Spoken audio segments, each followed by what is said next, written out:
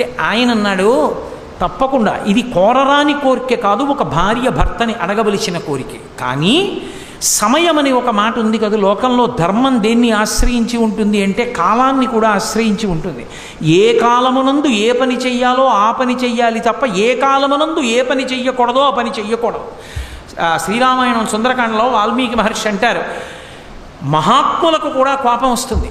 ఎందుకు కోపం వస్తుంది అంటే కర్తవ్యం అకృతం కార్యం సతాం మన్యుముదీరయేత్ అంటారు. చెయ్యవలసిన పని చెయ్యడం కాదు, ఏ సమయానికి చెయ్యాలో ఆ సమయానికి చెయ్యకపోతే కోపం వస్తుంది. కాబట్టి ఇది భార్యాభర్తల సంగమ సమయం కాదు.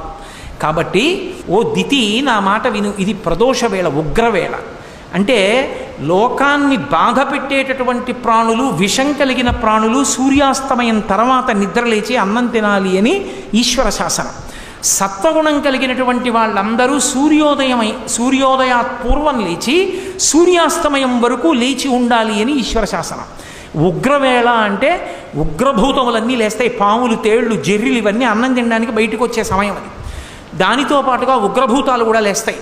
కాబట్టి ఈ ఉగ్రవేళలో కామారాతి లీలన్ భూతగణావృతుండకుతు వృషీశ్వరయానంబున సంచరించుటది అభావ్యంబయ్యే వృషభవానారూఢుడై పరమశివుడు. ఆయన కాముణ్ణి కాల్చినవాడు. ఆయన భూమండలం మీద తిరుగుతాడు అసుర సంధ్య వేళలో. ఆయన నీకు వరసకి మరిదవుతాడు. ఆయనకి స్వపరభేదములు లేవు. ఆయన వృషద్విచిత్రతల్పయోర్ భుజంగముక్తికస్రజో గరిష్టరత్నలుష్టయో సురుద్విపక్షభక్షయో తృణారవింద చక్షుషో ప్రజామహీ మహేంద్రయో సమప్రవర్తయన్మన కదా సదాశివం భజే. ఆయన అన్నిటి యందు సమబుద్ధితో ఉంటాడు. నా వాళ్ళు వాడివాళ్ళు అన్న భావన ఉండదు. ధర్మాతిక్రమణం చేస్తే ఒప్పుకోడు.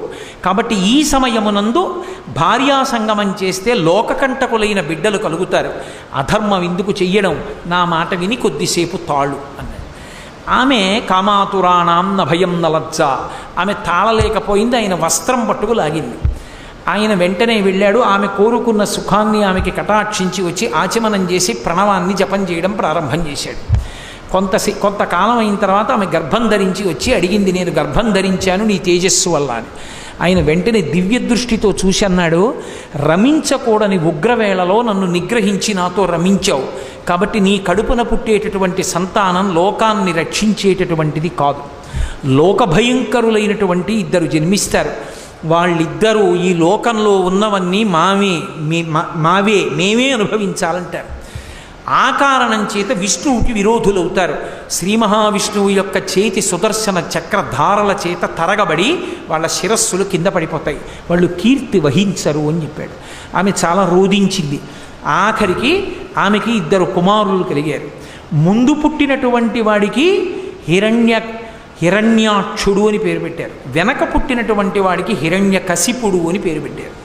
ఇద్దరు కవల పిల్లలు. కవల పిల్లలు పుట్టినప్పుడు మనకి శాస్త్రంలో ఏమిటంటే ముందు ఎవరు పుడతాడో వాళ్ళు చిన్నవాళ్ళు, వెనక ఎవరు పుడతారో వాళ్ళు పెద్దవాళ్ళు.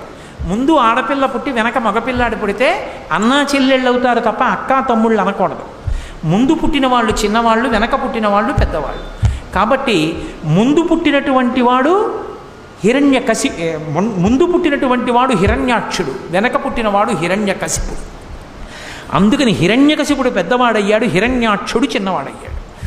చిన్నవాడైన హిరణ్యాక్షుడంటే హిరణ్యకశిపుడికి అమితమైన ప్రేమ తన తమ్ముడని.